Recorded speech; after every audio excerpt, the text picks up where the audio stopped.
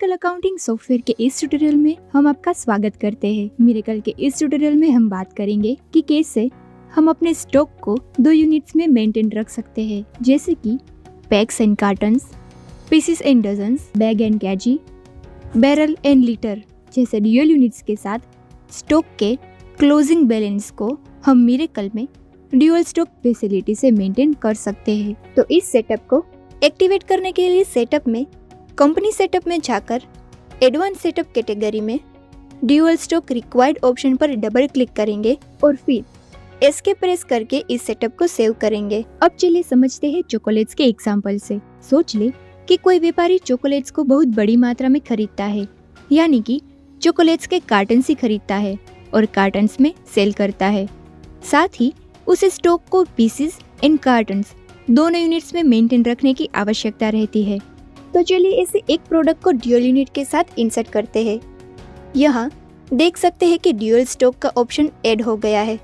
अब हमारी एक चॉकलेट प्रोडक्ट का नाम दाखिल करेंगे, फिर ड्यूअल स्टॉक ऑप्शन में यस सिलेक्ट करके परचेज और सेल्स रेट दाखिल करेंगे। नाउ यहाँ जो जीएसटी यूनिट दिया गया है वो हमारा फर्स्ट यूनिट होगा, यानी कि यहाँ हमारी 100 ग्राम की इस चॉकलेट का फर्स्ट यूनिट पैक्स सिलेक्ट करेंगे। बाद में सेकेंड यूनिट इंफॉर्मेशन के डिस्क्रिप्शन ऑप्शन में हमारे दूसरे यूनिट का नाम दाखिल करेंगे।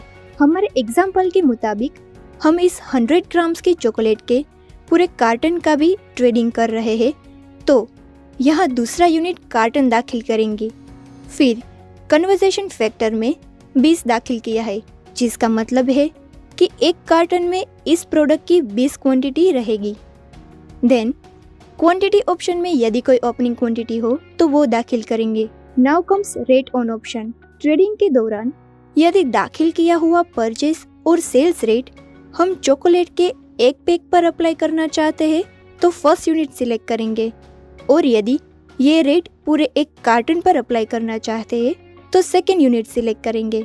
हमारा ये रेट सिर्फ एक पैक के लिए है, इसलिए फर्स्ट यूनिट सिलेक्ट किया है। लेट्स सी परचेज और सेल्स बिल में इसे कैसे यूज किया जाता है। एक नया परचेज बिल दाखिल करेंगे।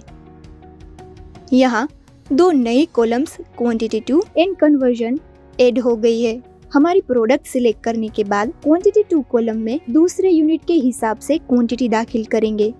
हमारा सेकेंड यूनिट कार्टन है तो हम उसके हिसाब से 3 कार्टन परचेज कर रहे हैं। यहाँ कन्वर्जन फैक्टर अपने आप दाखिल हो जाएगा और उस हिसाब से हमारी क्वांटिटी 60 होती है। ये क्वांटिटी कॉलम हमारा फर्स्ट यूनिट दर्शाती है, यानी कि हमारे लिए यहाँ टोटल पैक्स ऑफ चॉकलेट्स है। जैसे कि हमने प्रोडक्ट डिटेल में रेट ऑन ऑप्शन में फर्स्ट यूनिट सिलेक्ट किया था, तो ये रेट हमारे फर्स्ट यूनिट पैक्स के हिसाब से कैलकुलेट होगा, जिसकी अमाउंट 60 पैक्स के मुताबिक 8400 होती है। ऐसे ही कुछ और चॉकलेट प्रोडक्ट्स भी ऐड कर रहे हैं।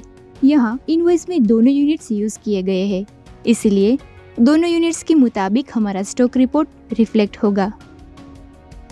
ड्यूअल स्टॉक का रिपोर्ट हमें स्टॉक रिपोर्ट में प्रोडक्ट लेजर में मिलेगा। दोनों यूनिट्स के साथ ओपनिंग एंड क्लोजिंग क्वांटिटी देख सकते हैं। फर्स्ट यूनिट बटन पर क्लिक करके हम सिर्फ फर्स्ट यूनिट यानी कि प्रोडक्ट के पैक्स के हिसाब से रिपोर्ट देख सकते हैं।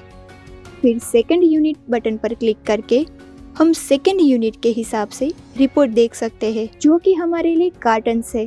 और दोनों यूनिट्स के साथ रिपोर्ट देखने के लिए बोथ यूनिट बटन पर क्लिक करेंगे। चलिए एक सेल्स इनवॉइस का एग्जांपल भी देखते हैं।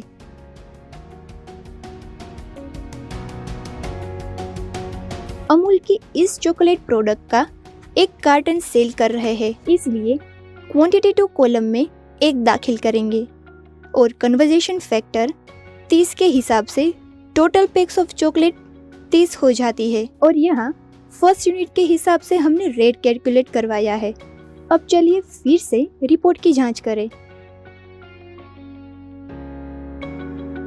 अपनी प्रोडक्ट सिलेक्ट करके हम दोनों यूनिट के साथ डिटेल रिपोर्ट देख सकते हैं।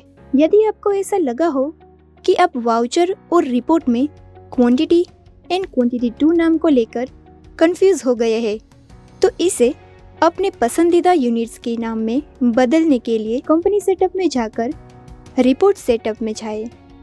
यहाँ फर्स्ट यूनिट ऑप्शन में हमारा पहला यूनिट पैक्स और सेकेंड यूनिट ऑप्शन में हमारा दूसरा यूनिट कार्टन्स दाखिल करके सेटअप को सेव करेंगे। अब चलिए और आसानी से ड्यूअल स्टॉक रिपोर्ट को एनालाइज करते हैं। यहाँ कॉलम नेम्स बदल चुके हैं। क्वांटिटेटिव नाम कार्टन्स में और क्वांटिटी नाम पैक्स में चेंज हो गया है। इसके साथ हम इस ट्यूटोरियल को समाप्त करते हैं। मेरे का रिलेटेड आपके doubts and suggestions comment section में लिखकर हमारे साथ जरूर शेयर करें। Thank you for watching. मिलते हैं अगले ट्यूटोरियल के साथ। तब तक कीप अकाउंटिंग विथ मिरेकल।